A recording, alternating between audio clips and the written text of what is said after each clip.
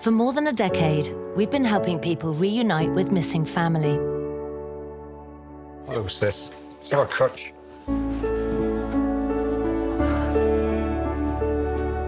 I love you, man. Dearly. So good to me, dearly, man. So good to me, man. You all right? It's been so long. Sorry. We're older brother. Cheers. To family. To family.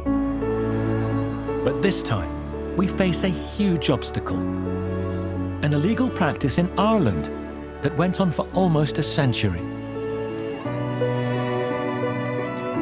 For many adopted people, a birth certificate is a vital record of their identity. So what if you discovered that the information on it wasn't true?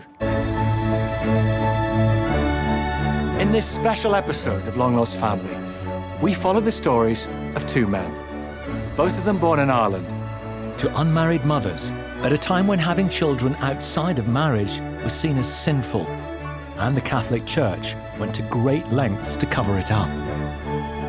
The adoptive parents were named falsely on the birth certificate, and it was a criminal offence. Daniel McGrath was not my birth father. Margaret was not my birth mother, so this is all wrong. We take on their decades-long struggle to find out who they are. I've come up against barriers, lies and deceit. I want to find out who I am. I want closure.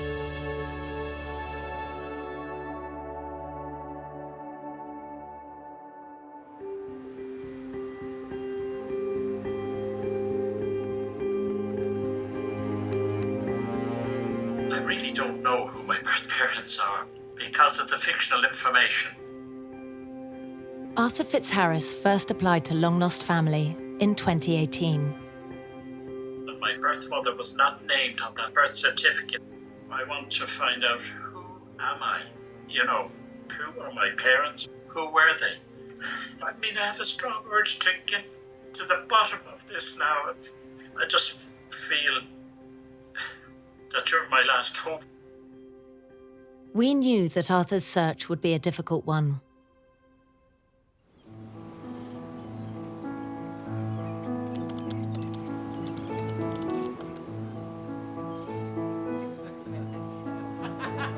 Retired financial sales manager Arthur Fitzharris lives in the south of Ireland with his wife Geraldine. Who's first? They have a daughter, 3 sons, and 5 grandchildren.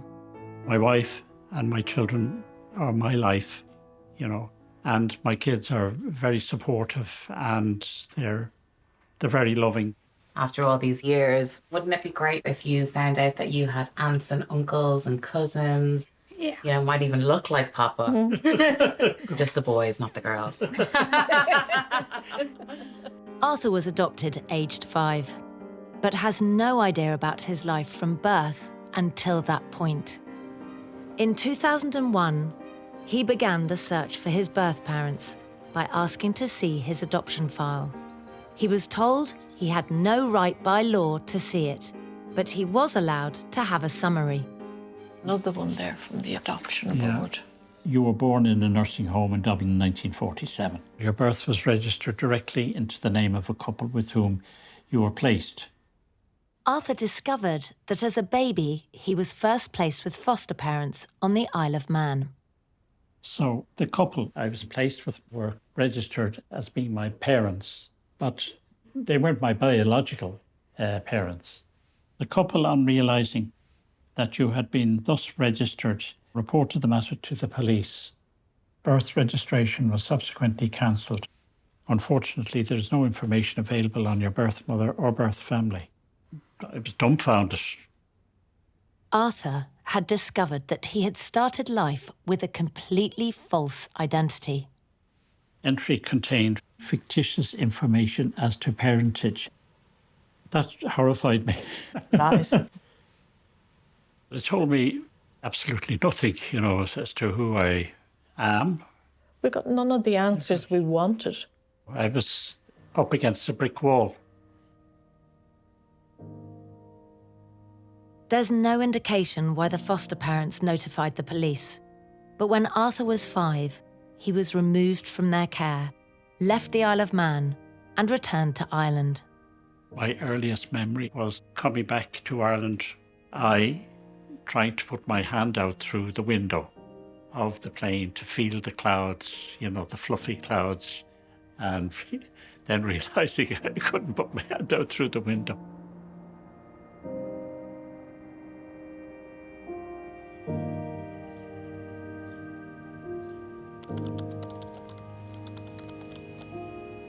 When he arrived back in Ireland, Arthur was left at an orphanage known as Temple Hill. Run by nuns, it was part of a network of Catholic institutions which processed children of unmarried mothers. Between 1922 and 1998, nearly 60,000 children passed through places like this. To my mind, it was like a factory. What happened was that in those days, the people used to come on a Sunday to Temple Hill, and there would be boys in the hallway. On Sundays, prospective parents could visit the orphanage and meet the children. And I was in the background and kind of was peeping over, not knowing what was going on. And actually, my mother told me later that she pointed to that boy at the back, and then I was adopted. After a few months in the orphanage, Arthur had been selected for adoption by Beatrice and Robert Fitzharris. I always knew I was adopted. I had a great childhood. I really did. My parents were fantastic. I never wanted for anything. I was so happy and contented with them that the subject of my own adoption never arose. You know, as far as I was concerned, they were my parents. I never asked them. And I think in those days, it wasn't something that you would bring up. When Arthur started looking for the truth of his identity years later, he was hoping that the orphanage would have records of his birth parents. They gave me very, very little answers. I arrived in May 1952. I attended the local school, and I left that school in September 1953. I would have thought that they would have had a lot more information. It became very, very frustrating. I just felt that children weren't... Sorry. Just upset. Sorry. I just felt that we weren't... children weren't treated the way they should have been treated. No matter what road I took, it always ended in a cul-de-sac.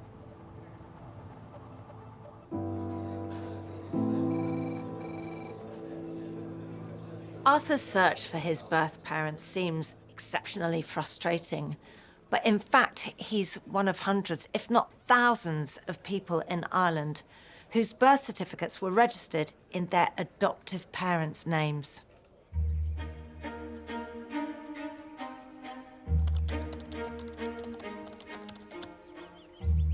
In our second story, we follow another man born in Ireland in 1953, 6 years after Arthur Fitzharris, and like Arthur, to an unmarried mother.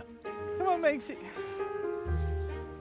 70-year-old retired telecoms worker Bernard McGrath now lives in England, near Hereford, with his second wife, Sally. Come on. He grew up in the suburbs of North Dublin as an only child with his parents, Dan and Margaret McGrath. They weren't particularly huggy-feely people. It was... it's hard to describe, really. My dad, he taught me how to ride a bike when I was a kid. When I was growing up, I'd like to say it was nice, but my mother, she was... You get a hiding every day for nothing. I didn't have a clue that I was adopted. Never heard it mentioned. Nothing. At the age of 40, Bernard heard a distressing rumour about his birth. I went down and asked my mother. I told her, I've heard I was adopted, is it true? And the look of shock on her face was unbelievable. But she said, well, yeah, where did you hear that from? And I said, doesn't matter, I just wanted to confirm it 100%.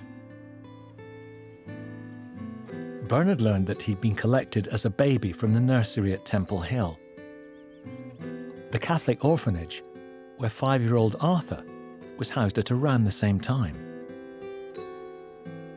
All she would say was that they couldn't have children.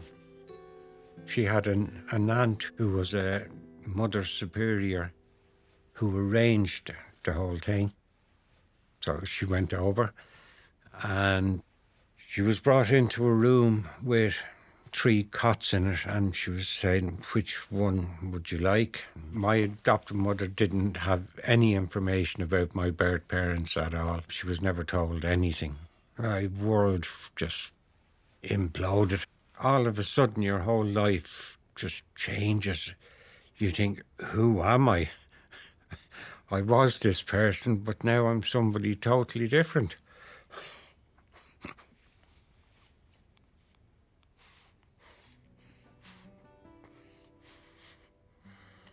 It's just devastating.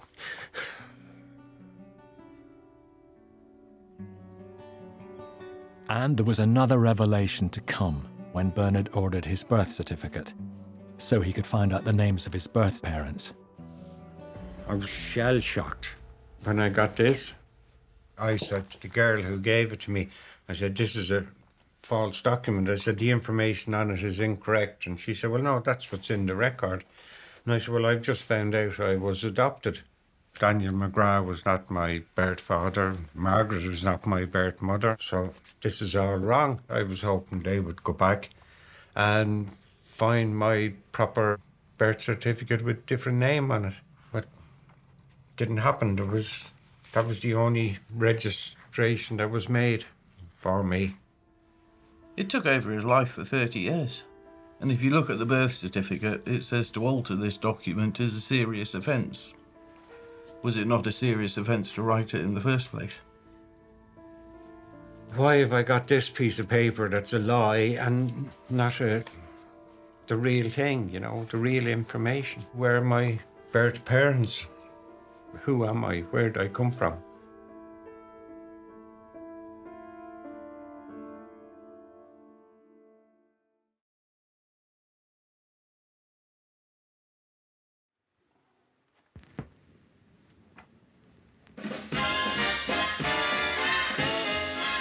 When Bernard McGrath discovered, aged 40, that he'd been adopted, it was only the start of a long struggle to find out who he really was. There may be trouble ahead. Bernard's birth had been registered illegally in the names of his adoptive parents, leaving him with an entirely false identity. What happened and what were the circumstances of me coming into existence? I wanted to know why I was never told. Why was it kept from me? It was a big dark secret. That secret also haunted our other searcher, Arthur Fitzharris, who was adopted from the same institution. He was in his mid-50s when he learned his birth had been registered illegally. I was upset, you know, that my past history, there was just a lot of lies.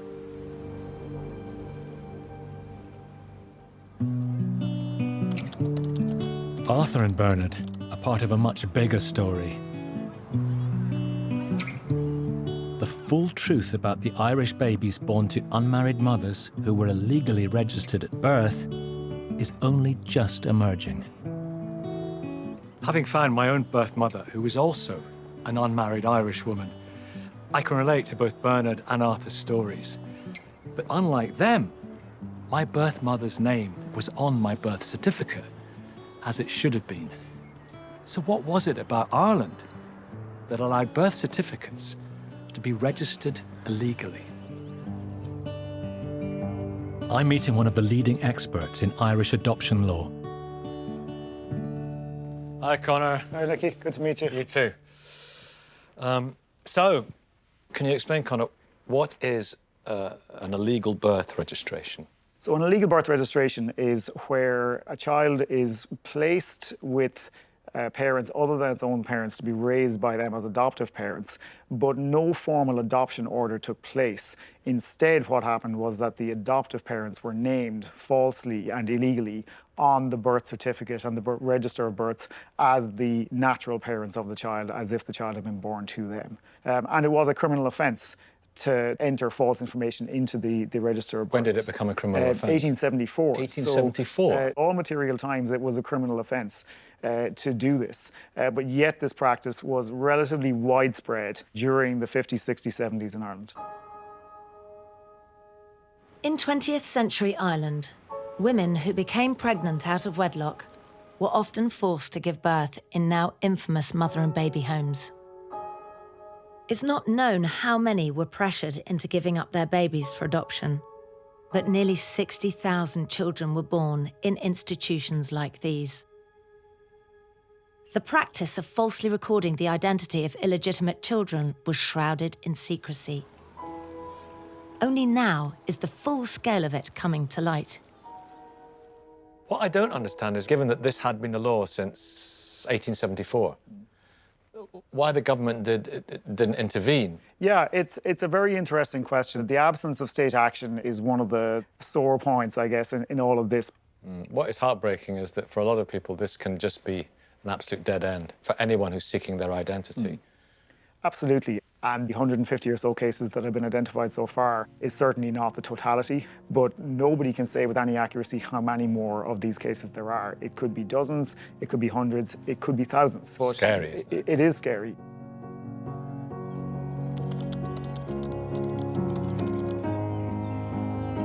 To learn his true identity, Bernard McGrath approached the Irish Adoption Authority, but was redirected to St Patrick's Guild, the agency run by the Sisters of Charity, the order of nuns who'd arranged his adoption. I came here, I knocked on the door, and a nun came out and said, "Can I help you?" I just said, "I've just found out I was adopted." They said they would be able to check and see if they had a record of who my birth mother was. At first, the nuns refused to give Bernard any information, but when he said that his aunt had been a mother superior, they relented and told him his birth mother's name, Teresa Scully. They wouldn't give me the address. They said, "You can write her a letter, explain who I was, bring it here, and they would forward it on," which I did. I learned there that there was a lot of people knocking on nuns' doors, but they were just been turned away. Straight away, they were told, "No, go away. You're not going to find anything."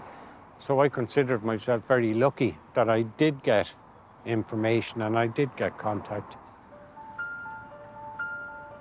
In Ireland, over 180 institutions dealt with placing children. It's not known exactly how many babies were illegally registered, but it could be as many as 20,000. In the last 5 years, 151 cases have been proven, including Bernard's, and these are thought to be just the tip of the iceberg. It's possible thousands of people had false identities imposed upon them. I can't imagine how it must feel to discover that your birth record is false. And it's such a breakthrough for Bernard to have got hold of his birth mother's name. I really want to find out what happened next and if he ever managed to meet her.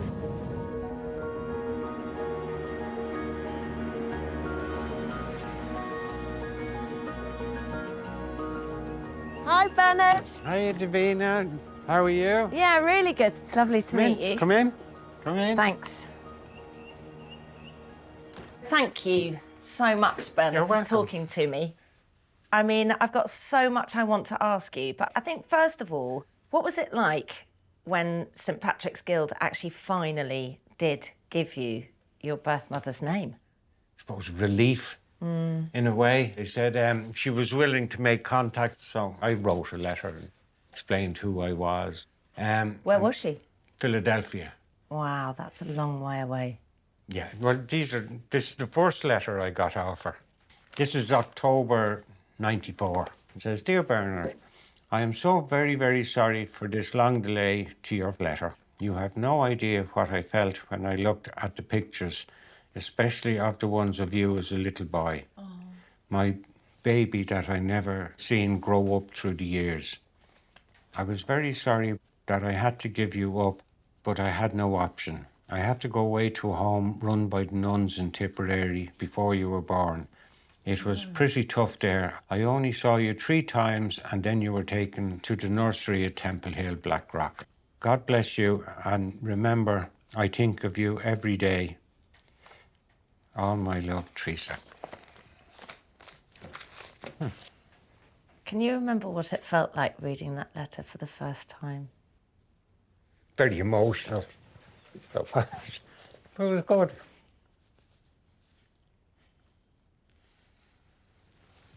It was good. But then I started writing to her. She'd write back. Eventually I got pissed off and I said, "Look, I've booked a flight to Philadelphia. If you want to meet me, you can." I just hopped on a plane and went over and we met. So did her family know? She never told her husband because he would never have accepted it. She had 2 daughters and she told them. And tell me, what was that meeting like? Weird. We were meeting in a shopping mall and I was just looking around. Is that her? Is that her? No. You're just, every woman that goes by now of a certain age. And then as soon as I saw her, I knew. You knew. And as soon as she saw me, she knew. It was just, you know. Did she cry? We both did. Both did, yeah. It was wonderful, so it was. She was so pleased and so happy. Really was, you know. And here's my mother. And have you got any pictures that you can show me? This is a picture of my birth Oh, mother. wow. And when was that from? That would have been before I was born, in Dublin in the Wow. 50s. She looks amazing. Yeah. And have you got one of when you met? This one, I was in her daughter's house just after we met, the same day. I think you look alike. A little bit. What do you think? A little bit, yeah. Same nose? Yeah. You know, it was great to find out about her. And I know exactly where she was brought up and everything, you know. It wasn't actually very far from where I grew up. I mean, these are all little tidbits of your life that you can piece together. Great, wonderful, Yeah. Wonderful. Thank you. Having finally met his birth mother, Bernard returned to Dublin. He's come to the central bus station where his mother worked to put together what happened to her after he was born.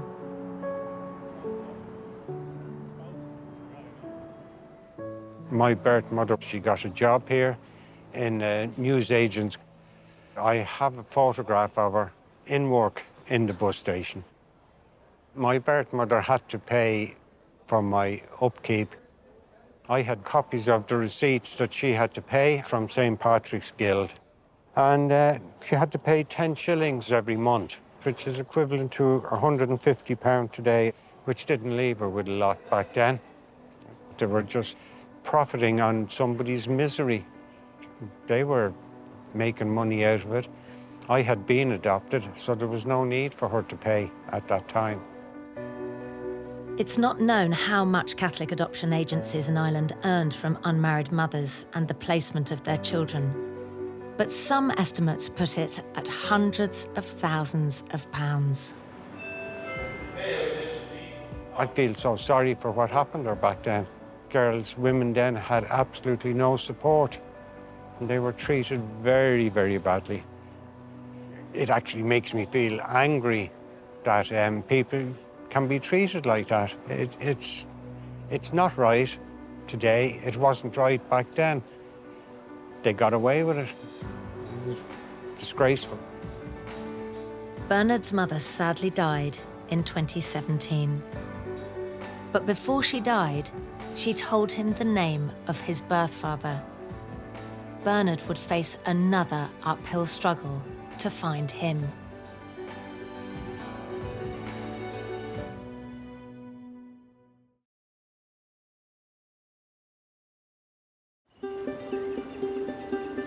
The exact number of people in Ireland illegally registered at birth with a false identity is unknown. But Arthur Fitzharris is one of hundreds, if not thousands. He spent nearly 20 years searching for his true identity before he came to Long Lost Family. It's been a long road to try and get information as to who I was, you know, and I was just coming up against brick walls.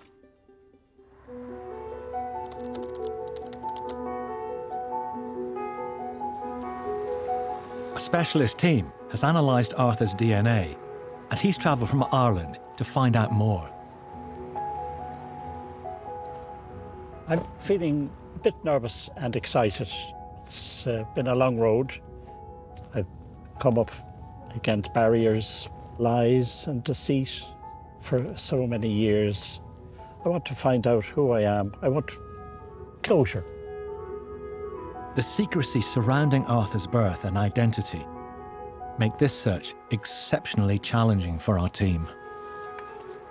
He's meeting with our lead social worker, Ariel Bruce. Hello. Arthur. Very pleased to meet you. Pleased to meet you too. You come through. Yeah, thanks very much. So, Arthur, I know that we've worked for a long time on your search, and actually every single person on the team that does DNA work, everyone has worked on your case. I want to tell you a bit about what the DNA has told us. Okay. We now have a name for your mother's side of the family, but there's lots of sisters in that family group. Right. What we have here is the members of that family.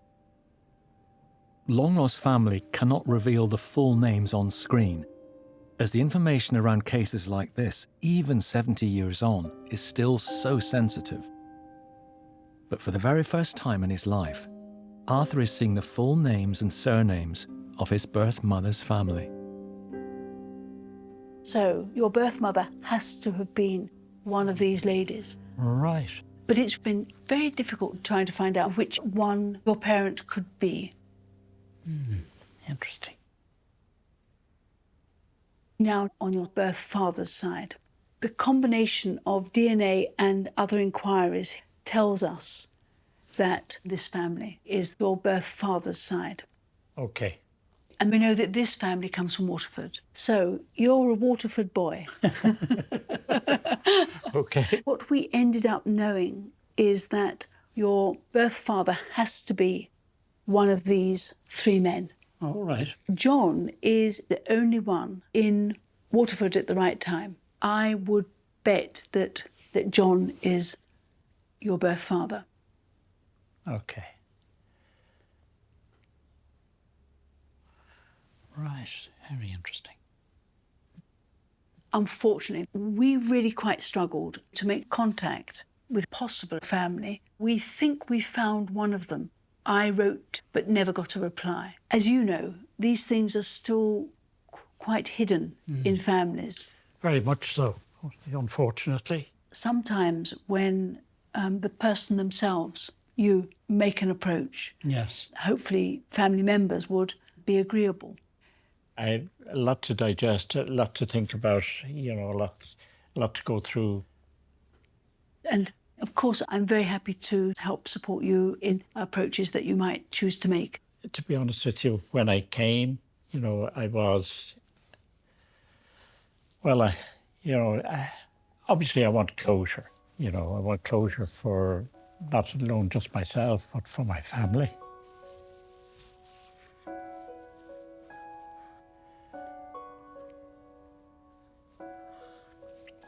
So, no,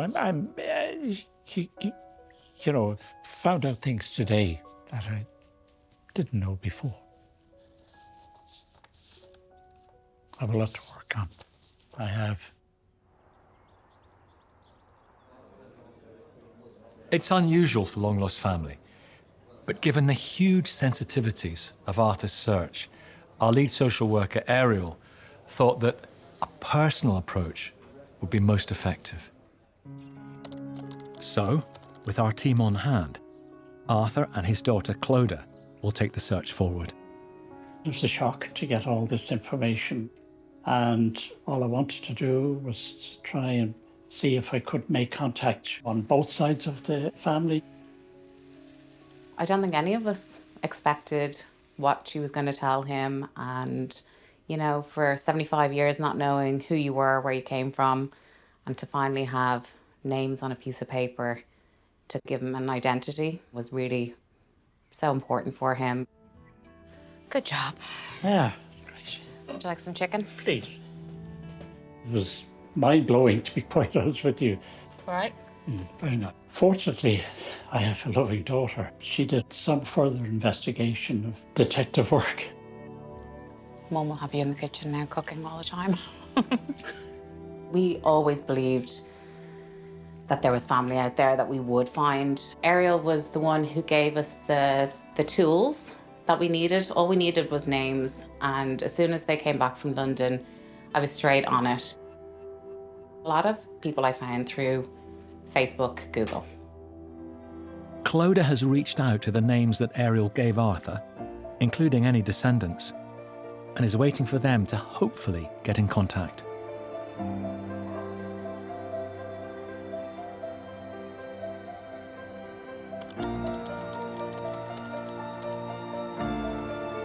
For Bernard, the next step in finding his identity also lay in what any descendants could tell him directly. When he met his birth mother in Philadelphia in the 90s, she revealed his father's name. As soon as she saw me in the flesh, she said, yeah, Patrick Bowden's your dad. That's him, definitely, you know. She told me he was probably in England. I was living in Dublin at the time. Back in the 90s, there was no way to trace somebody unless you got a private detective, which there was no way I could afford somebody to go looking for a couple of weeks. Bernard put his search for his birth father on hold until years later, when DNA testing allowed him to take it up again. I went onto a genealogy site and I did the DNA test. It took 6 weeks then for that to come back. I was hoping to find Patrick Bowden, who I presumed would have died, but I wondered, did he get married? Did he have children? Have I got some siblings out there somewhere? But I couldn't get anywhere, really. It didn't show up any close relative. Bernard's breakthrough came in 2022. Following years of activism by adopted people, they were finally allowed full access to their adoption files. And there was also help for those whose births had been registered illegally. Bernard was put in touch with a genetic genealogist. He put me on the right track, and that's how I found my birth father. He found it in a very short time. Bernard found out that Patrick Bowden had died in 1972, but had gone on to marry and had 3 daughters and 3 sons.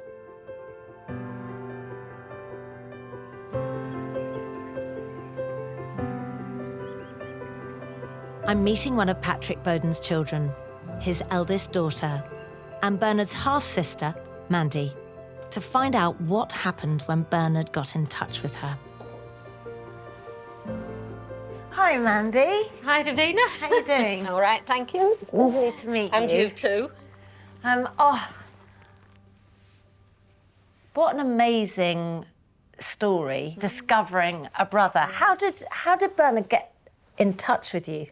He sent me an email asking what I could tell him about Patrick Bowden, my father. I asked him why he wanted to know, and Bernard said, I think he might be my father too. Yeah. And then what did you do? Well, then, obviously, surprised, definitely surprised, but I went back to Bernard and said, right, what's your date of birth? And have you got a photograph? So he came back and told me, and he was actually born about 3 years before I was. And he sent me a picture of himself and some pictures of him when he was younger. And as soon as I saw the pictures, it was my brother's. So I thought, there's no question about this. It's definitely Bowden. And when the DNA test came back, it confirmed that Bernard was my half-brother. Were you excited? I was excited because I'm gradually getting to know him and speaking to him over the phone, and he was telling me little bits about his mum. And I said, what was your mum's name? So he said, Teresa Scully.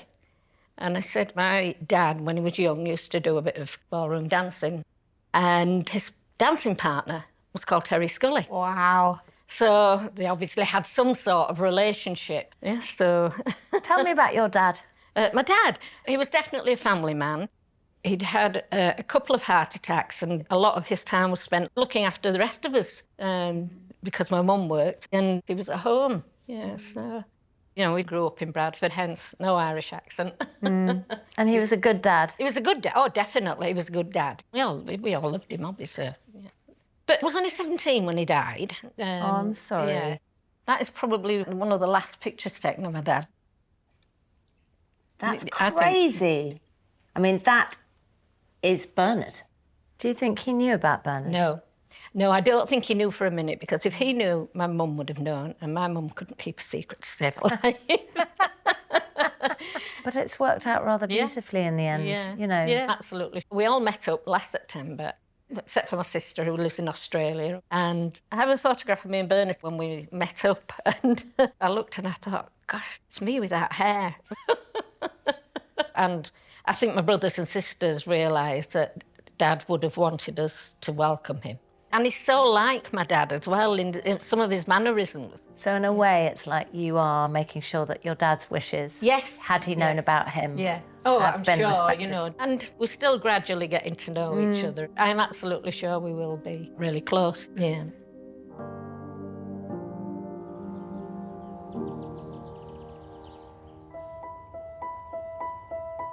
Arthur and Bernard both began their searches with the same desperate need to find out where they came from. Bernard, Mandy and their brothers are planning on meeting up again soon. And in the meantime, Arthur is getting closer than ever to an answer. It's very important for me to know who I am, and it's very important for my children as well. We are now very close. With the search, very close.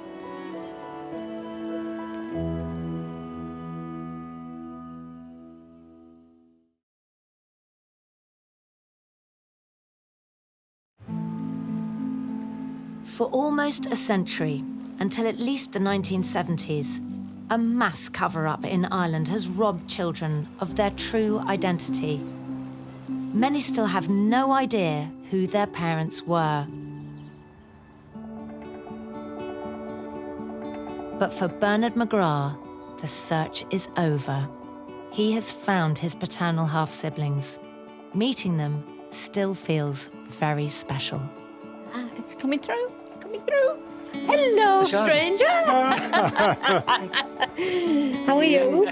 Good. Yeah, good. Hey. Benny.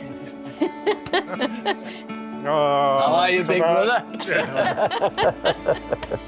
See them all again. It's fabulous.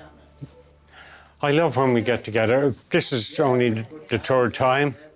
But you see, they're all accepting me into the family. Come and have a What do you want to drink? Come and have a beer. It's your round. It's been really nice meeting up with Bernard again, being able to catch up face to face, and just talking about our families and realising that whilst we grew up so far apart, that actually a lot of what we've experienced was similar. You're fully on board now. Yeah. End of the day. If Bernard had had the opportunity to meet and be with Dad, it would have always been one of us, let me put it that way. So yeah, Dad would have been proud of the fact that we've come together. I'd love to have met my dad. What they've told me loads about him, and I just loved them all. for the way they treat me. And it's been a long journey. It's taken a long time to get here. But it's probably the best thing that's ever happened in my life. To the family. To the family. Let the party start now. And never end. Bernard's search for his identity is complete. But Arthur is still looking for answers. DNA results identify the names of both of Arthur's parents' families. Hi, Chloe. Hi, guys. Hi, look. You all set? Ready to go? Arthur and his daughter Clodagh have reached out to potential family members and have asked them to take DNA tests. Hi. While they wait, they've discovered where John, the man we believe to be Arthur's birth father, is buried.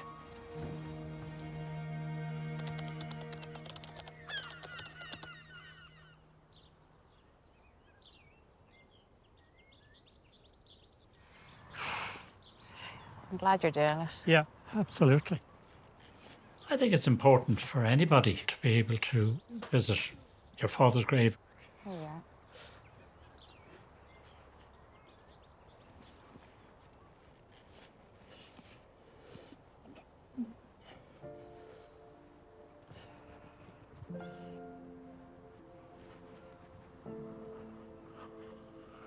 Now I know that I can go down and have a quiet moment with him.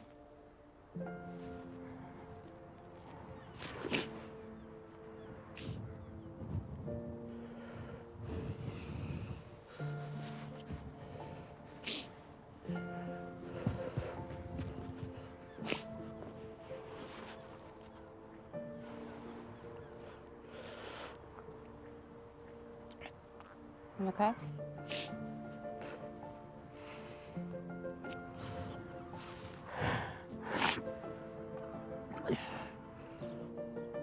Meant the world to me, you know, that I'm getting closure on who I am.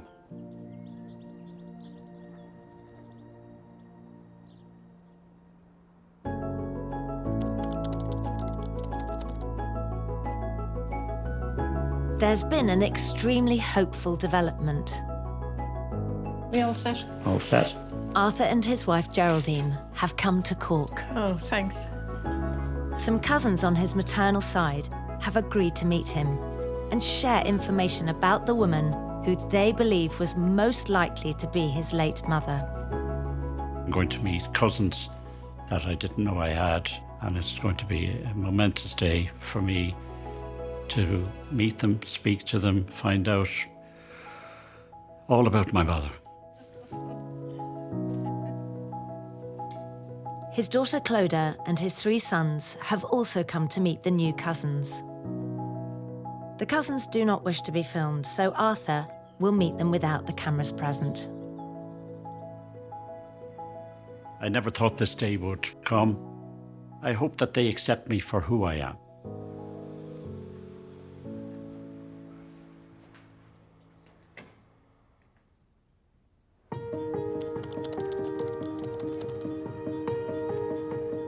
How was it? I can't describe how excited I was. Sorry. It was amazing. Absolutely amazing altogether. Even though it's not 100% confirmed, Arthur's cousins are very confident they know which sister was his mother.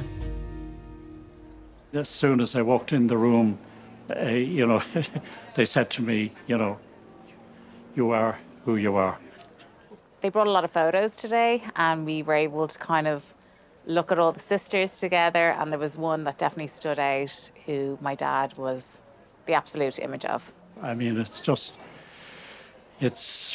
so heartening, to have that information, that I know from this day onwards, who my mother was. They gave him my grandmother's earrings from her wedding. Something from her, something that we've never had anything from her, so now we have a piece of her. Cheers. Cheers. Cheers. Cheers. It's a great day. Oh, super day. More cousins will come out of the woodwork in time, So it was absolutely, it was a momentous day as far as I'm concerned, and it exceeded all expectations.